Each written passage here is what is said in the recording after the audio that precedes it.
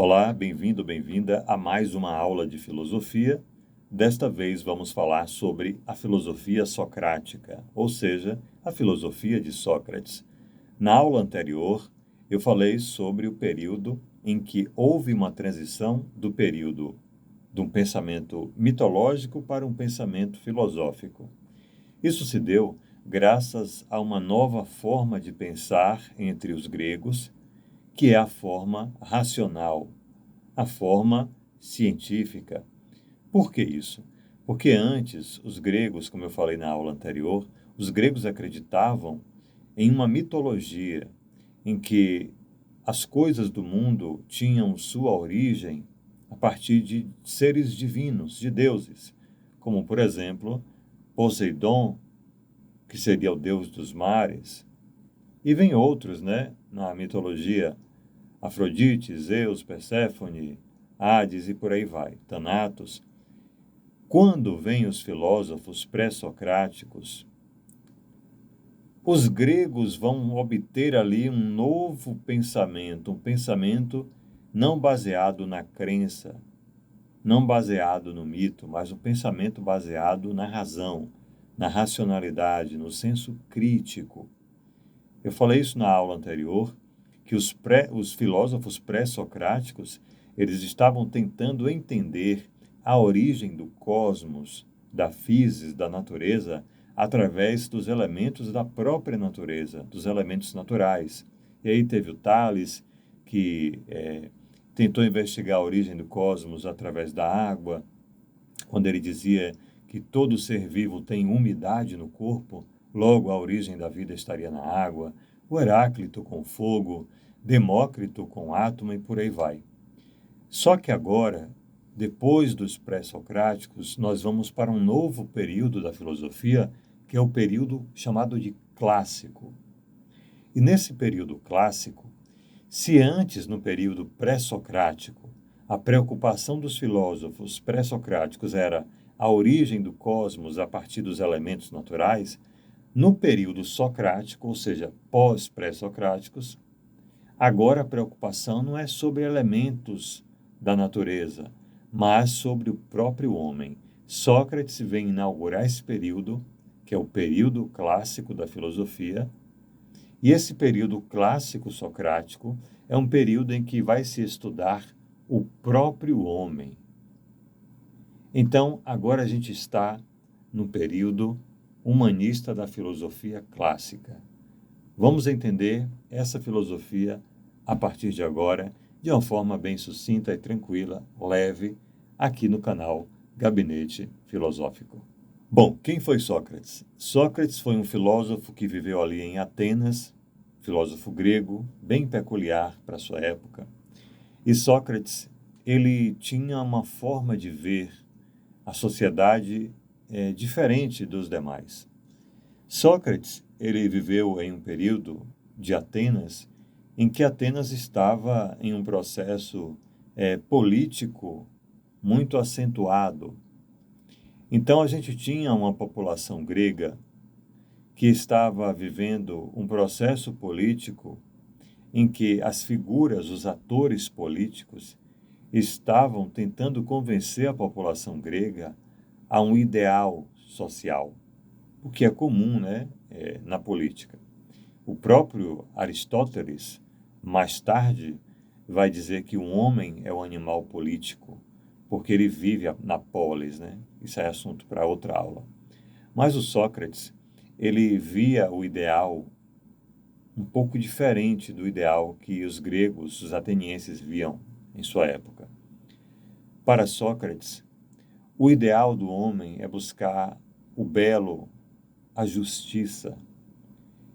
E para isso ele tentava entender a forma de pensar do homem, do senso comum ali de sua época, que não conseguia ter senso crítico, não conseguia ter uma criticidade na sua forma de pensar. Então Sócrates, ele tinha um estilo de vida muito diferente da maioria das pessoas de Atenas. Ele perambulava pelas ruas, ele caminhava pelas ruas, e ali ele tinha discípulos que os seguia. Os discípulos que seguiam Sócrates era muito assim, de uma faixa etária juvenil. Eram muitos jovens que seguiam Sócrates. E Sócrates, enquanto ele caminhava ali com aqueles discípulos, ele estava ensinando alguma coisa, ele estava desenvolvendo o senso crítico daquele jovem. Sócrates, ele com o tempo, desenvolvendo esse senso crítico entre os jovens, ele começa a ser mal visto pelas figuras políticas da época, pelos políticos da época. Porque os políticos não estavam gostando da ideia de que havia um homem despertando esse senso crítico entre os jovens. Afinal, o político ele não quer que a massa pense, porque uma massa, quando não pensa, ela é manipulável. É tipo aquela massinha de modelar que nós brincamos na infância. Ela toma forma de acordo com a nossa manipulação. Então, para os políticos gregos ali na época de Sócrates, uma massa educada que tivesse um senso crítico apurado seria mais difícil de ser manipulada. Então começaram a ver com maus olhos o Sócrates. E o Sócrates, ele tinha um ideal filosófico, ele tinha uma teoria que era a seguinte: toda pessoa, todo homem, nasce, né, vem com uma coisa que é inata, ou seja, já surge com o homem, está dentro dele, uma coisa que é o conhecimento. Para o Sócrates, o homem tem em si o conhecimento, isso é inato, está dentro de nós. Só que esse conhecimento está velado, esse conhecimento está, vamos brincar, né, dizer, dormindo, para ficar em um termo mais entendível, né, digamos assim. Então, todo homem tem um conhecimento que é velado dentro dele. Todo ser humano já nasce com essa capacidade intelectiva, essa capacidade de aprender. Mas para que esse conhecimento que está velado seja desvelado, ou seja, para que esse conhecimento, essa capacidade venha à tona, se desenvolva, é necessário que haja um processo que ele chama de dialética. E o que é a dialética? Dialética nada mais é que o diálogo realizado entre duas ou mais pessoas.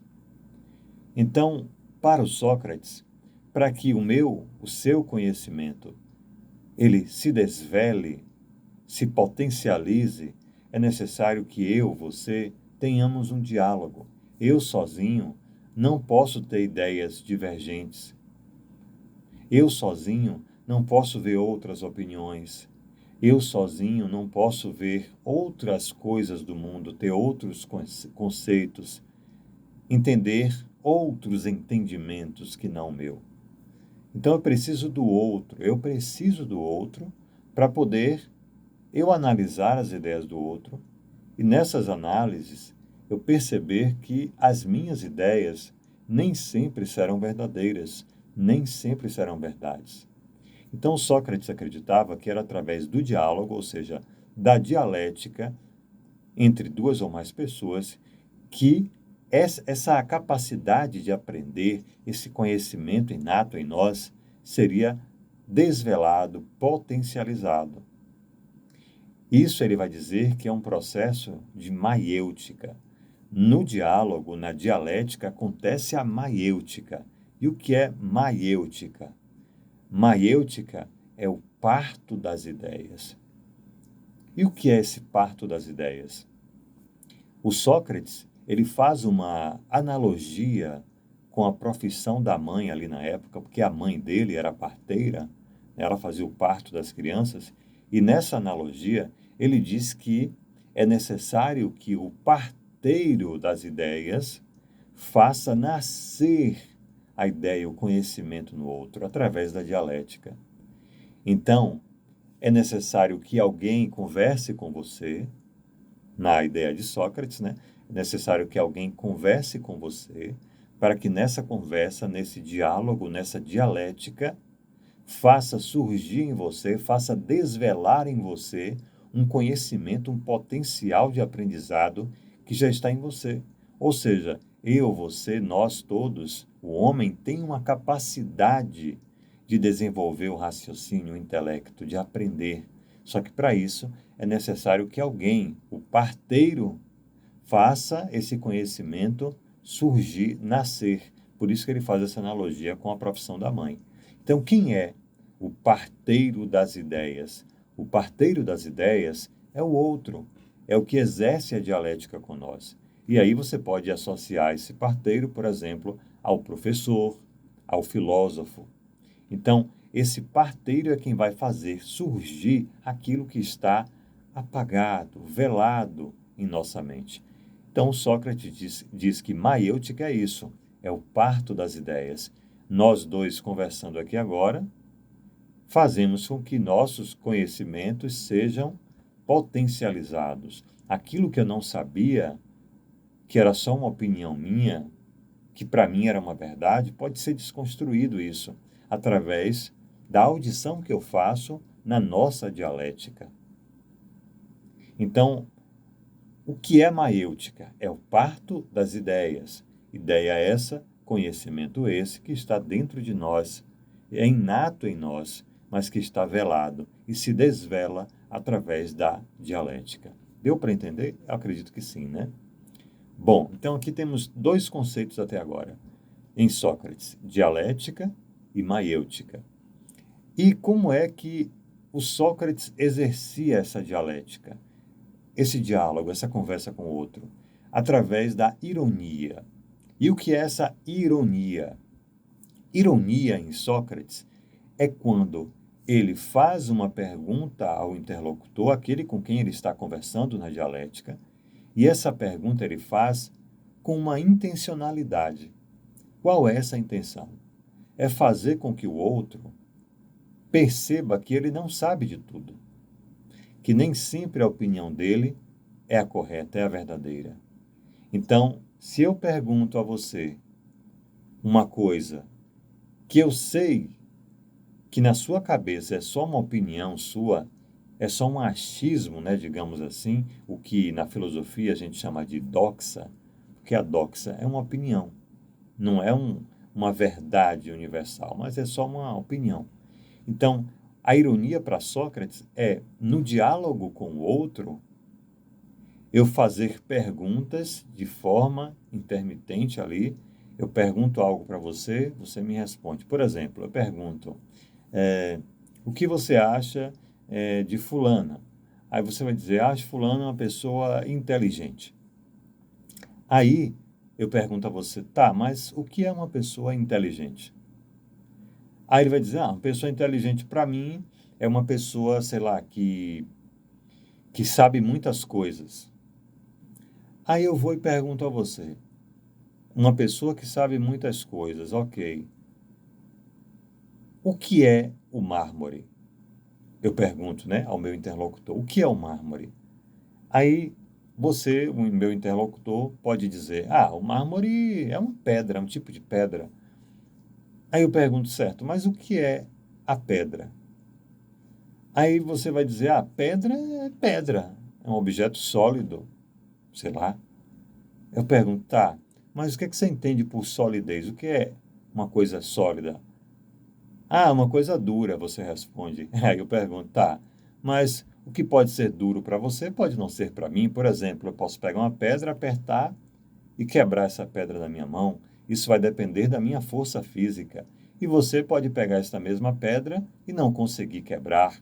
Então, para mim, sólido não é algo duro que eu não consigo quebrar exatamente, porque isso depende muito da força física dos indivíduos que apertam essa pedra. Então, o que é uma coisa sólida, dura? E aí, o sujeito que está conversando ali, ele perde a paciência e ele vai embora.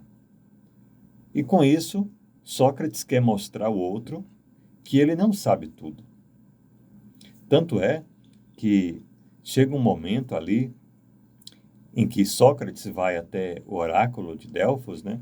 É o que a gente chamaria hoje de tipo de uma cartomante, digamos assim, um vidente. E quando ele vai no oráculo de Delfos, ele recebe a afirmação de que ele é o homem mais sábio ali de Atenas. E ele diz, só sei que nada sei.